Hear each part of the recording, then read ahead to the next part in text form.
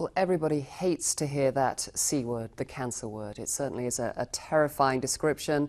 Nobody wants to ever hear it, Dr. Templeman, but I know that you believe that the mangosteen can really help in that direction, certainly with tumours. Well, in fact, what I wrote in the Mangosteen, the X Factor, was that it was an anti-tumor effect. And here again, we have to go back to the idea that we're working in petri dishes with cultures of human cancer cells. So, taking human cancer cells from breast, from lung, from liver, leukemia, which is of course a blood type of cancer, and I know that there is a research project going on right now with ovarian cancer. Using these cancer cultures, we have incubated them with the xanthones from the mangosteen, and in no instance has there ever been a failure. In other words, the mangosteen has either killed or it has inhibited the growth of all of the cancer cells to which it has been exposed.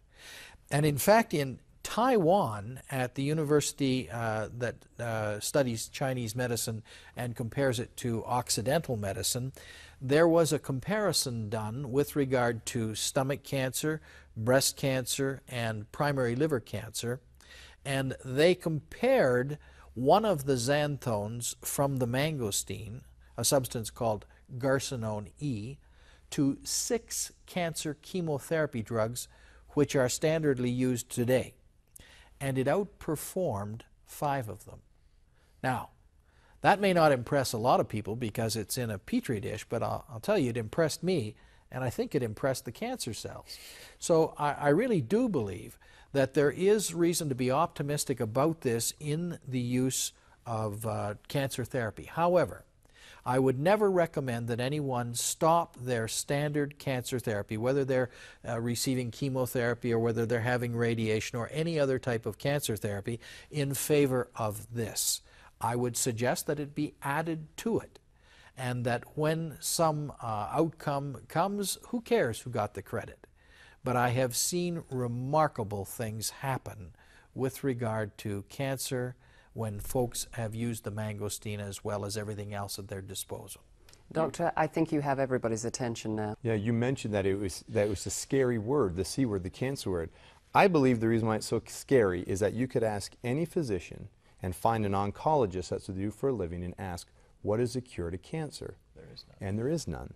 And I know oncologists do the best job they can with the drugs that they have, but there is still to this day no cure for cancer. And there is comparing the number of mortality, the mortality rate. The percentage mortality. Yeah, percentage mortality rate 30 years ago to 2004, it's about the same. We're talking about the 4 big killers. We're talking about colon cancer, lung cancer, prostate cancer, and breast cancer. And yet you look at something like an herb, what else can there be in nature that can help? And that's why I believe that even though these are done in a petri dish, these studies that Dr. Templeman mentioned have all come out in the past couple of years, published in peer-reviewed journals, and that there are anti-tumor properties to this, and there's still a lot of study to be done. There's a lot of promise in this fruit. You certainly have a lot of people's attention right now.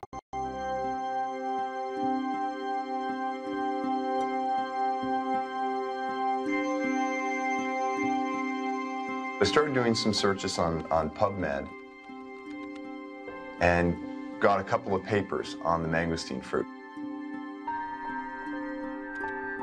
The scientific name is Garcinia mangostana. The first one that I received was on its anti-inflammatory properties. It was in 1979 from University of Madras in India. And anti-inflammatories are a big aspect of people's health, even though most people don't even realize it, but nowadays people have a headache, they take an aspirin, which is an anti-inflammatory. They have joint pains, what do they take? An aspirin, which is an anti-inflammatory, and there's numerous side effects behind these.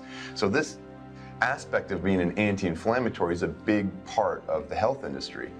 So I kept looking up and found another paper on anti-inflammatory from 1980, as well from University of Madras in India. And then the big one that came was from Sundai, Japan, where there's a laboratory there that did research on how the mangosteen fruit stops the body from having an inflammatory reaction.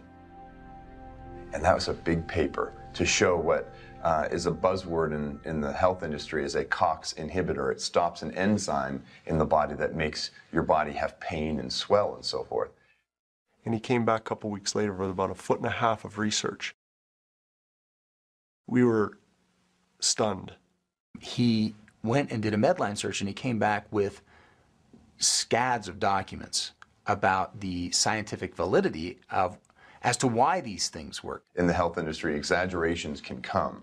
And Joseph and Gordon talk about 1.5 feet of paper research, and that is not an exaggeration. There really is 1.5 feet of research. As a matter of fact, one of the researchers went so far as to state that he found it very hard to believe that no one had actually introduced the mangosteen commercially to the market with all of the research that had been done on it. That's why when we originally talked to Dr. Templeman, he said, I don't want to look at this unless it's had science behind it, some peer-reviewed science. I was approached by someone on staff at the University of Utah Medical School, who I respected, and he asked me to take a look at some papers. Now, all of these papers had been in scientific journals, and what struck me was the wide variety of applications, what we would call in medicine indications for usage. Extremely broad. You know, it's one thing to say, you take this and it does this for you, we don't know why. But it's another thing when they've been able to say, the rind of the pericarp from the mangosteen contains xanthones. Xanthones are a chemical compound that is found within the pericarp and in the so small part, the pulp, or the actual tasty part of the mangosteen fruit. It's not familiar to most people because it's a chemical class that's not found in most of the fruits and vegetables and plants that are in this side of the world in the United States. Xanthones as a class of substances are found mostly in lower plants, things like lichens and pieces of wood. You're not going to want to eat that.